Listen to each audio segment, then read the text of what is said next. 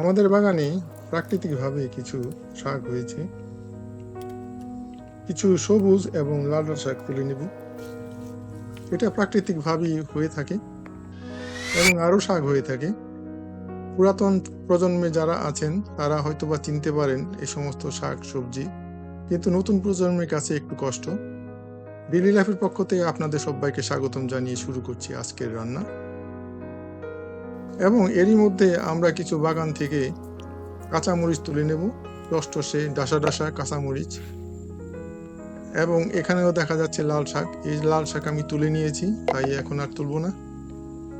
তাহলে চলুন আমাদের প্রস্তুতি পর্বে আমরা লাল শাকটাকে সুন্দরভাবে কেটে এবং বেছে পরিষ্কার করে লবণ দিয়ে ভিজিয়ে এটাকে সুন্দর করে কাটবো এবং এইভাবে কুচি কুচি করে কাটবো। লবণ দেওয়ার অর্থ হলো যদি শাকের মধ্যে কোনো কীটপতঙ্গের ডিম থেকে থাকে তাহলে সেটাকে নষ্ট করে দেবে।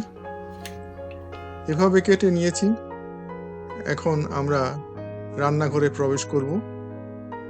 আজকে আমাদের রান্নায় থাকবে শাক। এটাকে কেউ শাক ভাজি বলে, আমরা সাধারণত শাক বলে থাকি। আজকে আমরা শাক রান্না করব।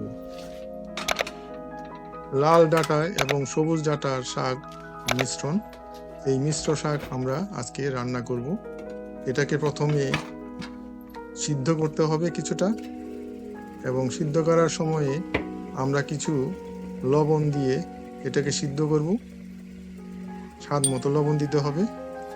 এখানে পেঁয়াজ কুচি কাটা আছে, গাছের কাঁচামরিচ এবং কিছু চপ করা রসুন আছে। এইটা দিয়ে আমরা এটাকে সুন্দর করে বয়েল করব। আমাদের বয়েল করা হয়ে গেছে এবং আমরা এর মধ্যে কড়াই চাপিয়ে দিয়েছি।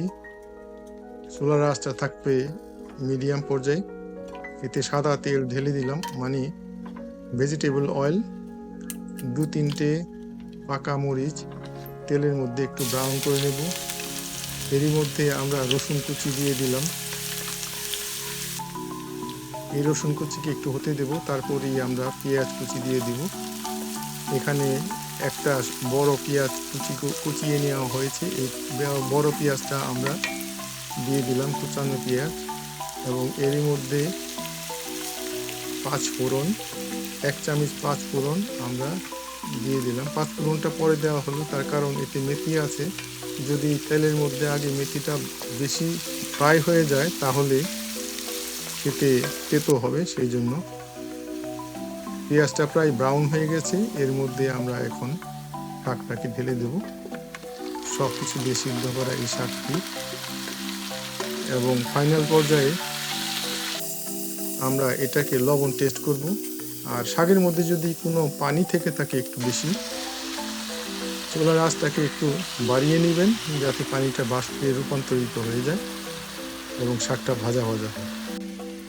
আর আমাদের শাক রান্নার মধ্যে আমরা সাধারণত রসুনের পরিমাণ একটু বেশি ব্যবহার করি, এতে শাকের টেস্ট অনেক ভালো আসে। তাই আপনাদের অভিরুচি অনুযায়ী আপনারা রসুন অথবা পেঁয়াজের ব্যবহারটা করবেন এবং লবণটাও সঙ্গে সঙ্গে টেস্ট করে নেবেন ঠিক মতো আছে কিনা। আর এই শাকের মধ্যে রয়েছে প্রাকৃতিক মিনারেল এবং বিভিন্ন স্বাস্থ্য উপকারিতা। আমার মনে হয় আমাদের ফ্যামিলিতে অথবা পরিবারের মধ্যে সপ্তাহে 3টা দিন আমাদের শাক খাওয়া উচিত। পরিবারের স্বাস্থ্য সুরক্ষার জন্য আমাদের মাছ মাংসের পাশাপাশি কিছু শাকসবজি খেতে হবে, তাহলে স্বাস্থ্যের সমস্ত উপকরণগুলি বজায় থাকবে এবং আমরা সুস্থ থাকব। আর সুস্থ থাকলে সব কিছু ভালো লাগবে। আর এই শাকটাকে আমরা এইভাবে পরিবেশনের জন্য উঠিয়ে রাখবো। আপনাদের যদি ডেকোরেশনের দরকার হয় আপনারা আপনাদের মন মতো বা পছন্দ মতো ডেকোরেশন করে নেবেন। আর এইভাবে মজার মজার শাক রান্না করে আপনারা পরিবারে পরিবেশন করবেন। আজকের মতো আমার রান্না এখানেই শেষ। শুভেচ্ছা রইল পরবর্তী রান্নায় এবং পরবর্তী ভিডিওতে। Until then, good bye.